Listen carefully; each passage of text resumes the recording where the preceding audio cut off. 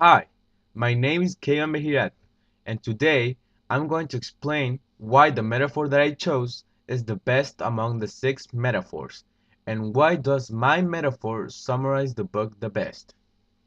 The metaphor that I chose is the apple doesn't fall far from the tree. Well, what does this mean? This refers to character or inherent personality of a parent or role model, either good or bad, which appear to be inherited by a child. In other words, children will have a tendency to have at least some similarities to one or both of their parents. It doesn't mean that they will be the same, but they will have something in common despite the little that it can be. We can see this metaphor among all the novel and the characters. Most of the characters of this novel are stuck with this metaphor. They can't escape from what their parents or role model were. They will always have something inside of them that comes from the tree. This said, we can see that the metaphor, before explained, is the best among the other five and the best to summarize my understanding of the book. Well, you might ask yourselves where we can see this metaphor in the book. So now, to answer your question, I'm going to give you 5 examples from the book where we can see this metaphor.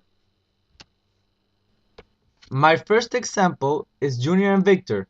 We can see that they share the same characteristics and do the same things as their parents, for example, getting in fights and being drunk. My second example is Betty and Veronica.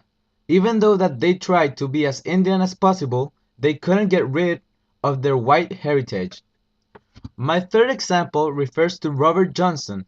His grandparents used to be black slaves with no freedom at all. Even though Robert Johnson was free, he sacrificed his freedom for guitar playing skills. However, with help of Big Mom, he managed to recover his freedom. My fourth example is the Coyote Springs, the band. Despite their attempts to stop being as other Indians, being poor and hungry every day, they couldn't succeed as a band because they couldn't leave aside the Indian way. My fifth and final example is about Big Mom's training. All the people that Big Mom trained ended either drunk or drug addict, eventually dying.